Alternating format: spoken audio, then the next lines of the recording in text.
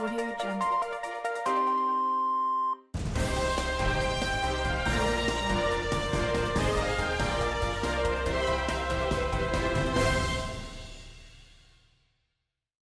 Mesdames et messieurs, bonsoir. Les titres de l'actualité de ce samedi 3 décembre, un clash sans précédent entre deux familles Lopez, une à Turquois, l'autre à Tifo les doigts de pied, qui prend une dimension de beaufitude internationale qui laisse la France dans un très sale état. Je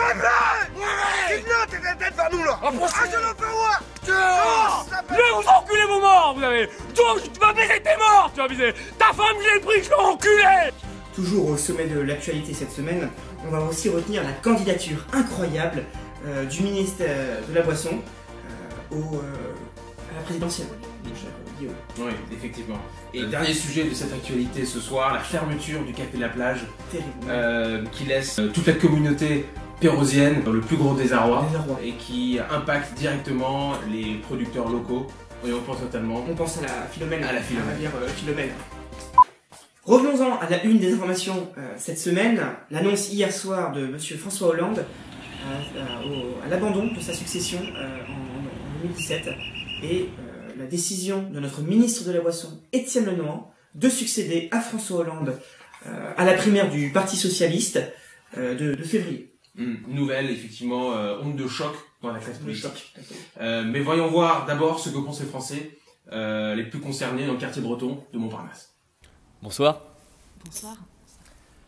Excusez-moi de vous déranger, je voudrais savoir ce que vous pensez de la candidature de notre cher ministre à sa réélection. Je pense que c'est très important de parler de ce genre de choses, des sujets profonds qui traversent aujourd'hui l'esprit des Français. Dans ce monde de surconsommation, de surpopulation, il y a trop de gens dans le monde, il y a trop de gluten aussi, beaucoup trop de gluten. Je veux dire trop d'arômes, trop d'artifices, d'artefacts. Je trouve que c'est très important de revenir dans le fond des choses et d'essayer de tirer les gens vers le haut comme ça. Ok, c'est cool. Je vous parlais juste de la candidature de notre ministre de la Boisson, en fait, simplement. Bah c'est bien, parce que on le sait, hein, l'alcool, c'est de l'eau. Pour vous, Concombre TV et Péros Plus se rendent dans un quartier huppé de la capitale, à la rencontre de ces Français, dans leur quotidien, près de leur commerce de proximité. Ce soir, une exclusivité est signée Jean-Pierre Elkabbach et Chenepaul.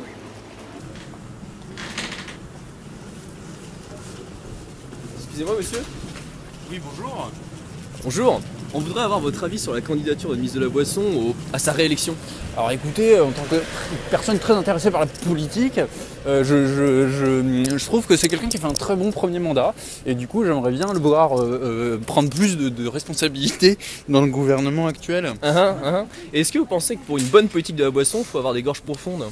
Vous savez, c'est pas quelque chose d'obligatoire, mais ça peut être intéressant. Et on dit merci qui? Alors moi mon nom c'est Arnaud. Il aime bien les concombres lui, hein. Ouais, c'est clair. À présent, petit zoom à Perros-Guirec, côte de granit rose entre Saint-Brieuc et Lannion, ville natale du ministre de la Boisson, où notre envoyé spécial Thomas Chapelle est sur place pour récupérer l'avis des concitoyens. Bonjour, nous voici aujourd'hui dans la ville de Perros-Guirec, petite station balnéaire bretonne, où a grandi notre cher ministre de la Boisson, Étienne Lenoir. Je suis parti à la rencontre de ses habitants pour savoir ce qu'ils pensaient de l'enfant du pays. Ici en compagnie de Joseph. Donc Joseph, qu'est-ce que vous évoque le nom d'Étienne Lenoir? Un grand homme qui se remarquera son passage sur Terre. Merci Et Joseph. avec nous. André, qu'est-ce que vous évoque le ministre Étienne Lenoir? Il serait pas ministre de l'Éducation nationale. Après, c'est pas loin, c'est pas loin. C'est pas loin. Oui, c'est lui, oui. Ça lui fera plaisir. Non, vous voulez pas? Non, mais je suis sympa, hein. Kenavo? On va aller leur demander là, ça a l'air sympa. Excusez-moi. Ils n'ont pas voulu me répondre. Quand j'ai évoqué le ministre de la Boisson, ils ont dit qu'il y avait une concurrence déloyale. Chou blanc donc. Oh, il y a quelqu'un? Ah, c'est dommage, hein, ça avait l'air sympa. Bon, on va aller là, ils doivent le connaître. Alors vous, qu'est-ce que ça vous évoque, le ministre de la Boisson? Oh, le ministre de la Boisson? Non, faudrait déjà qu'il pense à payer sa note et pour avoir un avis sur lui, ouais. Ah oui, effectivement. Mais ouais. Alors, qu'est-ce qu'évoque pour vous le ministre de la Boisson? Ah, Étienne? Il a déjà vomi 5 fois et demi ici. Et demi. Bah oui, parce qu'il a vomi une fois dehors, donc ça compte pas vraiment. D'accord, parfait. Moi je m'en fous, bah, je voterai quand même pour le ministre de la Boisson.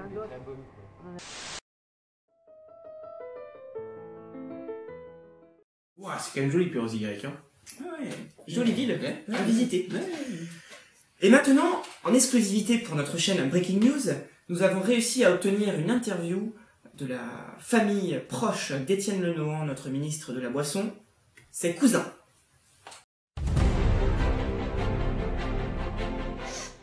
Robert, tu votes qui au ministre de la Boisson? Oh, je sais pas trop, hein, Josiane.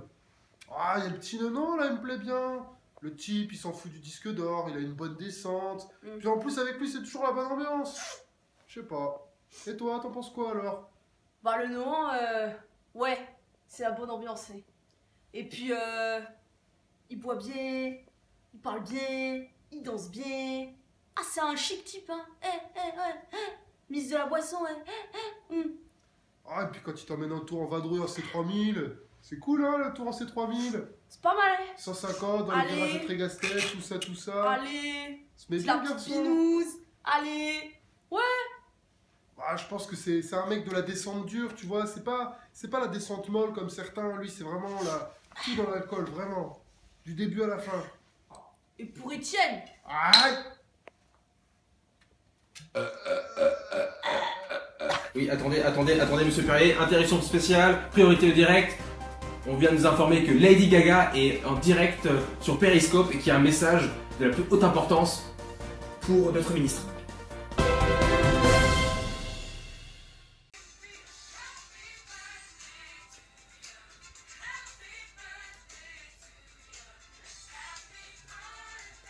Joyeux anniversaire, monsieur le ministre!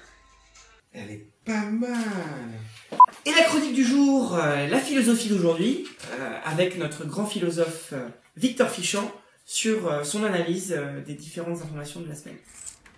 Bonjour, monsieur le ministre. Bonjour, monsieur le ministre. J'ai entendu dire que les gens disaient de vous que vous étiez un porc. Je crois bien au contraire que vous êtes plutôt une crème.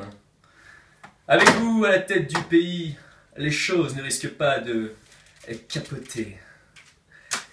Vous savez, je pense vraiment que vous faites partie des jambons de cette société. Et puis, j'aimerais dire qu'il faut arrêter de faire tout un fromage de vos histoires. Après tout, on ne fait pas d'omelette sans casser des œufs. Ah, un très joyeux anniversaire à vous, monsieur le ministre.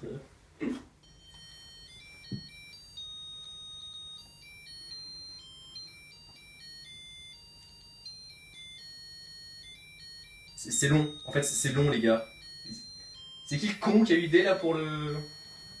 T'es viré, tu entends? T'es viré. Un grand philosophe. Ouais, de belles analyses. À présent, notre rubrique caméra cachée, un dernier témoignage d'un ami proche du ministre de la Boisson à son domicile. Bonsoir, c'est moi, Jean-Michel Facteur. Et ce soir, je vous présente les aventures de notre critique culinaire. Merci, monsieur Jean-Michel Pantoufle. Nous allons maintenant baisser d'un ton. Je me trouve dans l'antre d'une créature féroce. Que vois-je? Un god à urètre. Aussi long que le bras. Bref, vous l'aurez peut-être compris, quand j'ai parlé de god à urètre, je suis dans l'antre du Perrier. Tintin.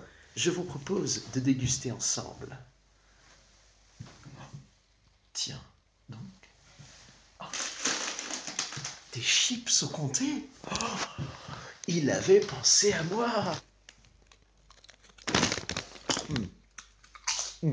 De pommes de terre de France, parfumées avec une saveur originale et unique, avec de la vraie huile de tournesol, produite en France, mais pas n'importe où en France. Oui, C'est un produit de Bretagne. Qui, produite par une entreprise familiale, Brett, n'est-ce pas, fournit des emplois locaux, n'est-ce pas? Car ce sont 200 agriculteurs bretons, n'est-ce pas? On va m'arrêter là parce qu'on m'avait dit pas plus de 2 minutes. Mais vraiment, je vous rends l'antenne. Ah oui, et joyeux anniversaire, Étienne. C'est maintenant la fin de ce journal. Joyeux anniversaire, Étienne!